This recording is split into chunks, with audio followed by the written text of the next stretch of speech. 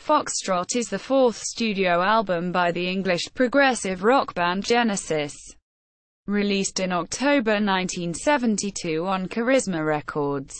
It was their first album to chart in the UK, reaching No. 12, and featured the 23-minute track Sup Is Ready. The album was recorded following the tour in support of their previous album, Nursery Cryme, 1971, which saw them gain popularity, including a well-received slot at the Lincoln Great Western Festival. The album was written over the summer of 1972, and combined songs that had already been performed live with new material worked out in jam sessions. Recording began in August, but tensions arose between the group and producer John Anthony, and they were abandoned. After a short Italian tour, sessions resumed with Dave Hitchcock. The cover was the final Genesis work to be designed by Paul Whitehead, featuring a fox wearing a red dress. Frontman Peter Gabriel wore the dress and a fox's head on stage for the following tour, which gathered press attention and greatly improved the group's profile. Foxtrot was the band's greatest commercial and critical success at the time of its release, selling well in the UK and Europe, and receiving largely positive reviews. A non-album single, Happy the Man, was released at the same time.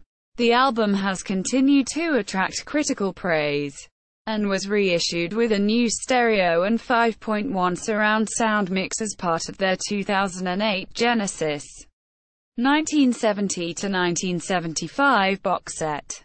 Background. By the end of 1971, Genesis consisted of frontman and singer Peter Gabriel, keyboardist Tony Banks, bassist and guitarist Mike Rutherford, guitarist Steve Hackett and drummer Phil Collins.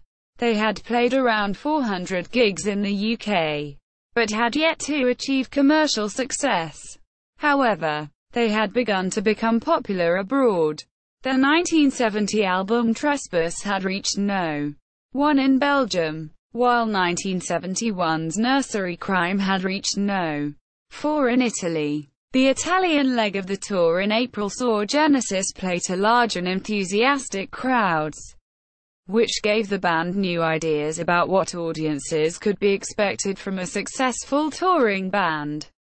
The tour concluded in May that saw Genesis perform a set at the Great Western Festival in Lincoln, where Italian reporter and future band photographer and biographer Armando Gallo converted to Genesis. Gabriel appeared wearing a jeweled Egyptian collar, black eye makeup, and had shaved the front of his head, which drew attention from the press.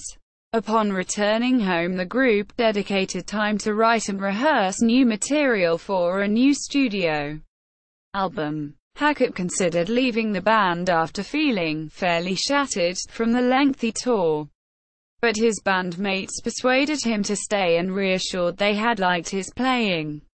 Production. Recording. Initial rehearsals were held in a rehearsal space at Blackheath in London before they relocated underneath the Una Billings School of Dance in Shepherd's Bush.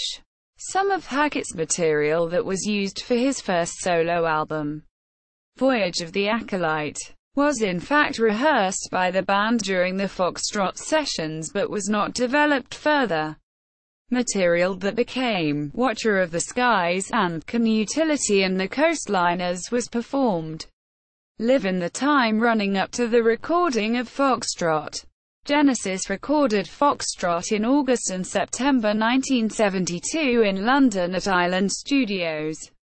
They were set to record with producer John Anthony, who had worked with them on the new song, Happy the Man, earlier in the year. But escalating costs due to the slow progress of completing it caused disagreements among Anthony and Charisma Records, the group's label, so they looked for a new producer.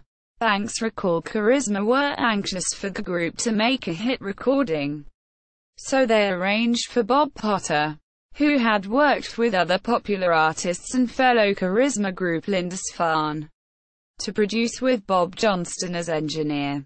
However, The band failed to establish a good relationship with Potter as he took a dislike to their music. In particular Banks's Mellotron opening to Watcher of the Skies, which he compared to the soundtrack to the science fiction film 2001, A Space Odyssey, 1968, and felt the song was better without it. Around this time, the band put an end to these unproductive sessions and undertook an Italian tour in August 1972, before resuming work on the album the following month.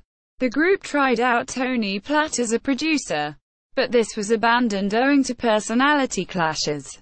Genesis then settled with co-producer Dave Hitchcock and John Burns as engineer, who would continue to work with Genesis on their next 3 albums.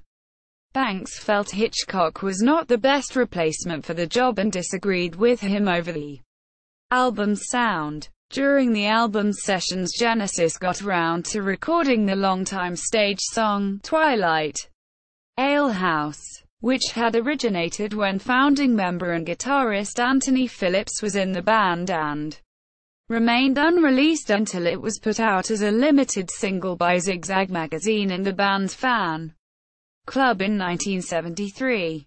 A piece devised by Rutherford and rehearsed by the band in a 3/4 time signature was not used, but it was adapted by Hackett into Shadow of the Hierophant on Voyage of the Acolyte.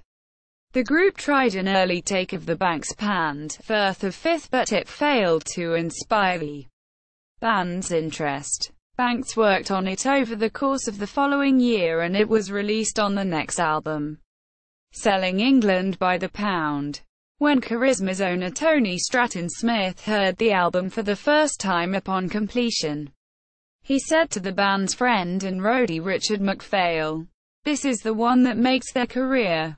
Stratton Smith added, "I had to wipe a tear from my eye. Everything that one had believed about the band had come through." Banks was particularly pleased with Foxtrot, which he thought contained no weak tracks. Songs Side 1 Watcher of the Skies takes its title from a line of the 1817 sonnet On First Looking Into Chapman's Homer by John Keats. The song begins with the solo played on a Mellotron Mk2 that the band had bought from King Crimson. Banks was searching for chords that actually sounded good because of its tuning problems, and settled on the opening 2 chords that sounded great. There was an atmosphere about them. Banks and Rutherford wrote the music during band rehearsals at gig at the Palazzo Reggio Emilia in April 1972 during their first Italian tour. The lyrics were written in Naples a week later. They wondered what an empty Earth would look like if surveyed by an alien visitor. Banks described them as a sort of sci-fi fantasy, loosely based on the novel Childhood's End, 1953, by Arthur C. Clarke and the Watcher race of extraterrestrials featured in the Marvel Comics. Rutherford thought they were interesting words, but they didn't sing very well. Collins felt the need to bring in some tricky arrangements into the song's rhythm from Seeing Yes perform live. Timetable features a romantic theme that yearns for tradition, decency, and an age of kings and queens that is banished by war and conflict. Written by Banks, he presented the song as a complete piece and had the band perform it. Melody makers Chris Welch described the track as light relief and a gentle but stirring pop song, after the pounding excitement of Watcher of the Skies. Gabriel biographer Darrell Easley considered the song the most overlooked from the Gabriel era of the band's history, with its sweet and touching flavor and its resemblance to Genesis songs of the late 1970s.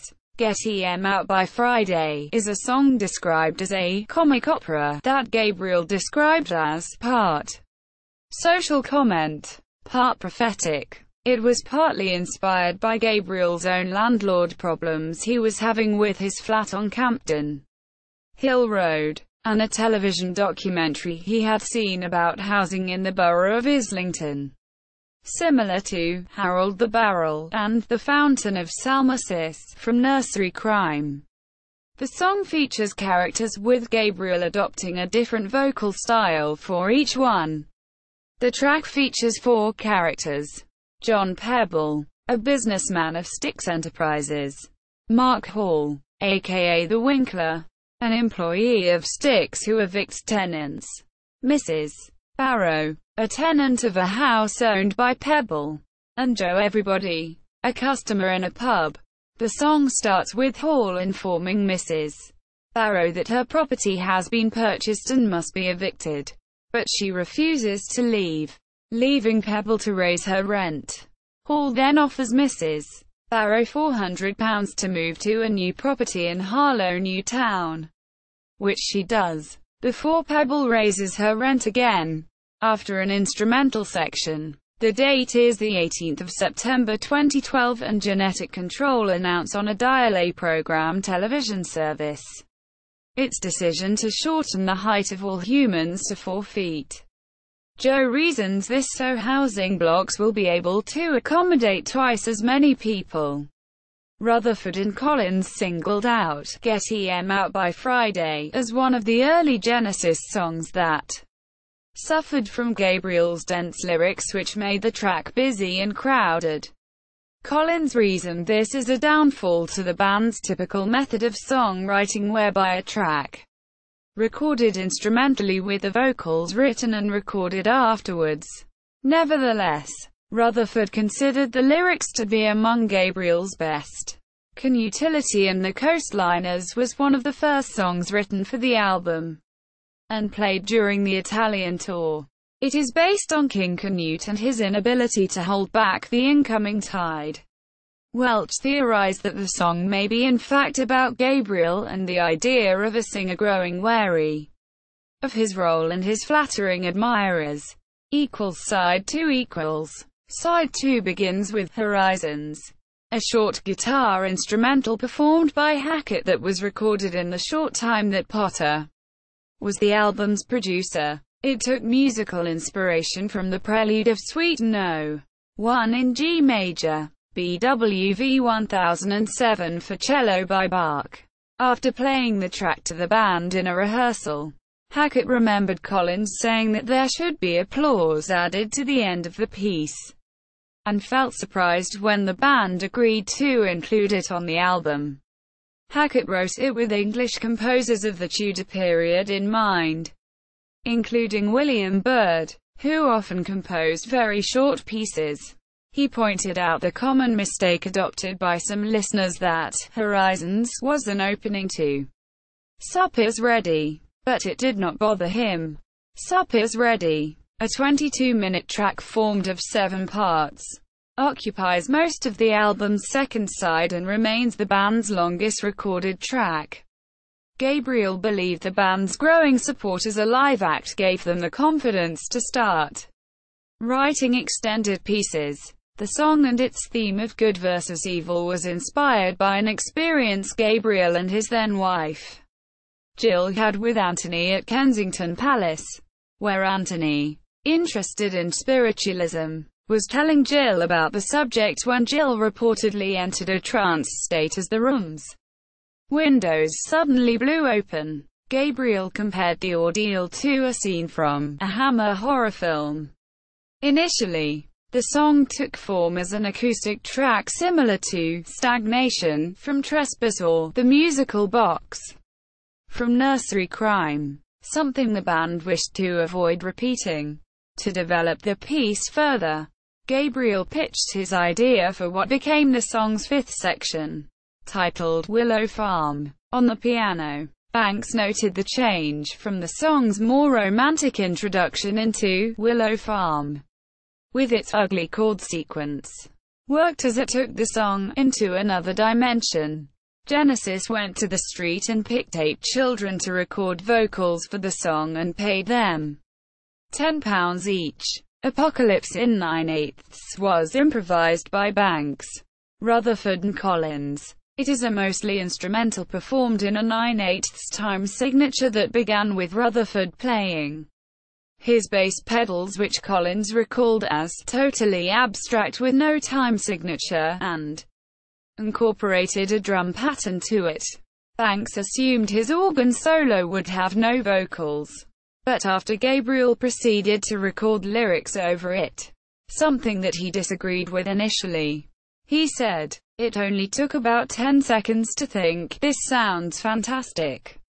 It's so strong." Banks picked Apocalypse in 9/8 and As Sure as Eggs as the best piece of composition Genesis recorded during Gabriel's tenure as lead singer, but thought Gabriel had written the lyrics too quickly.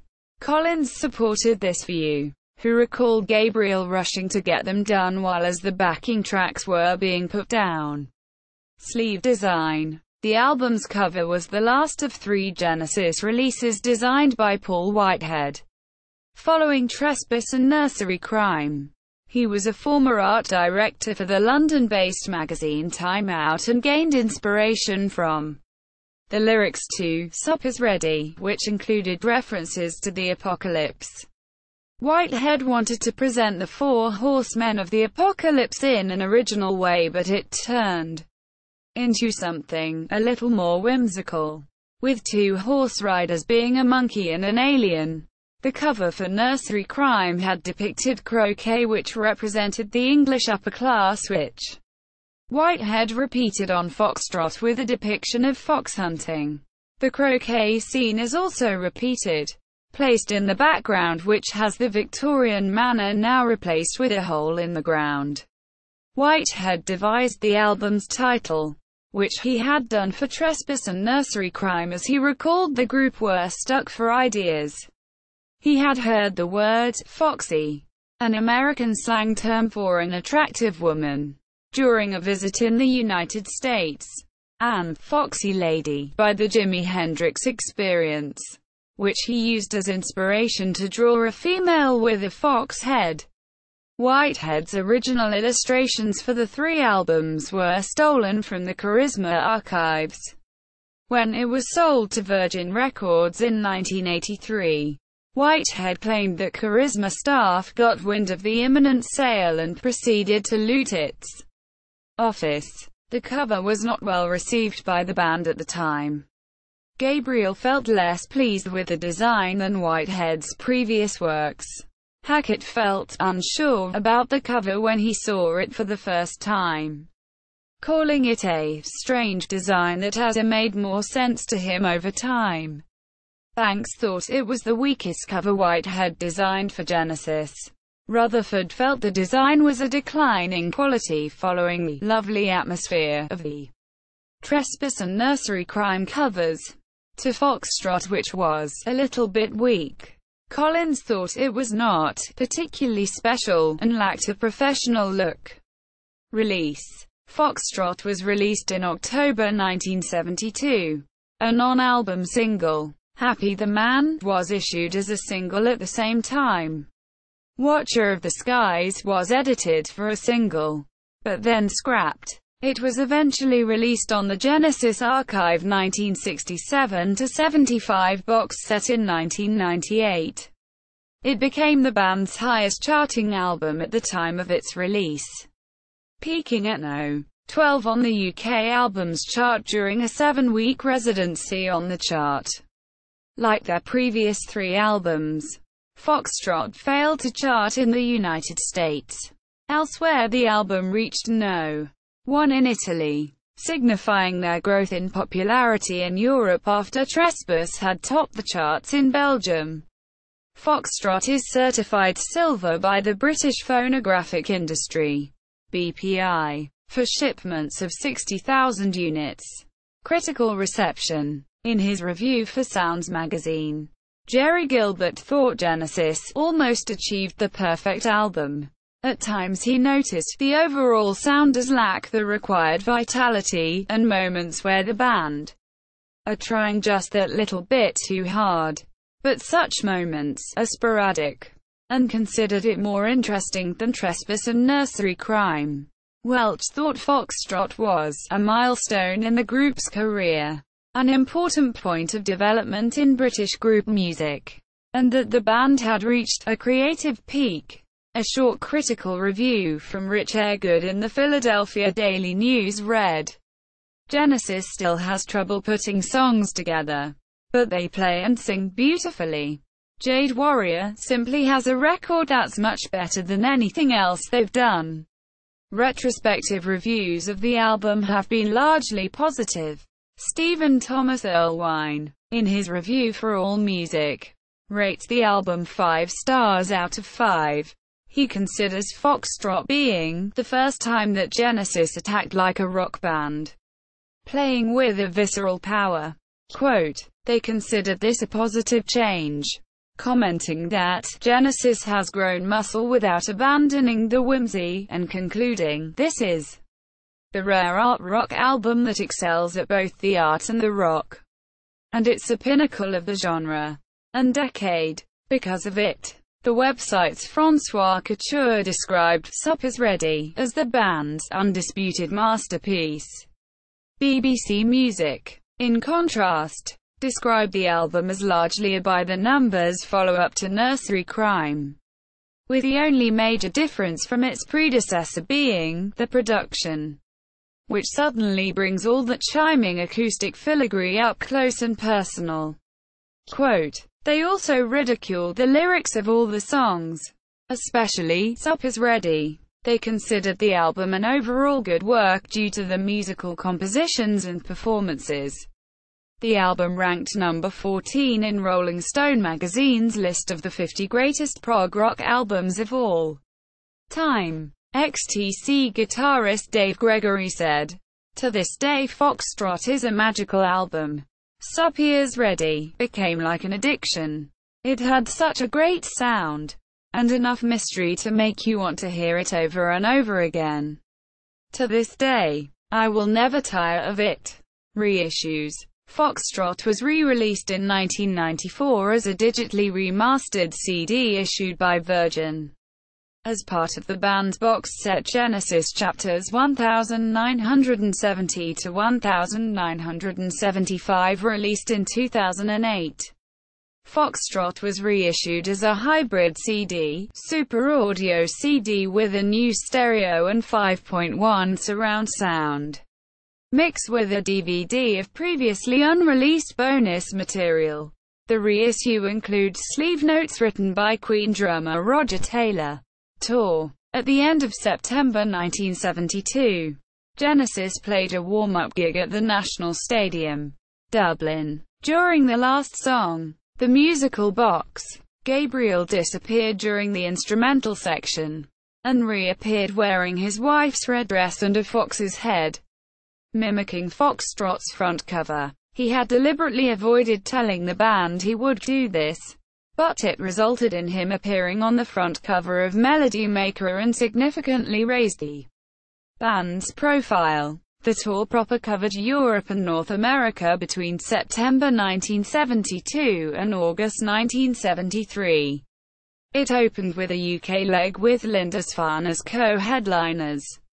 The group played their first US shows during the tour, including a warm-up show at Brandeis University in Waltham, Massachusetts, followed by a gig at Philharmonic Hall in New York City with String-Driven Thing in December 1972. The latter was in benefit for the United Cerebral Palsy Fund, despite the band's critical opinion of the concert due to a lack of rehearsal time, technical problems, and a perceived unenthusiastic audience.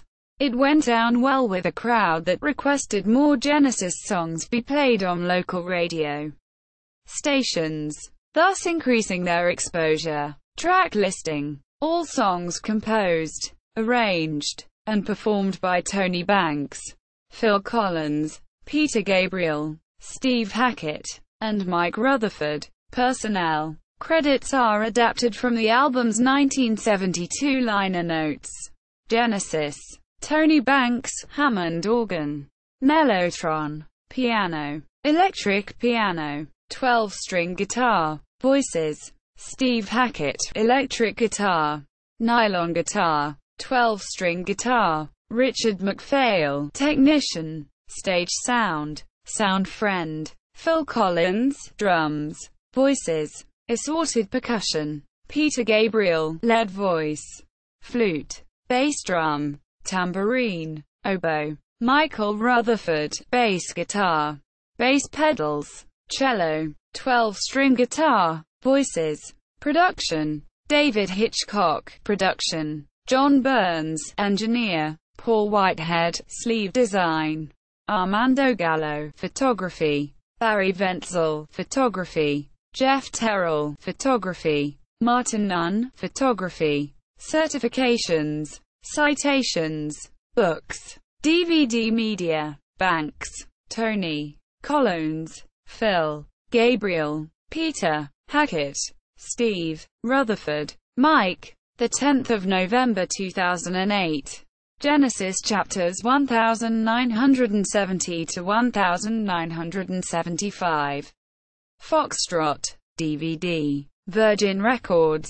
UPC 5,099,951,968,328.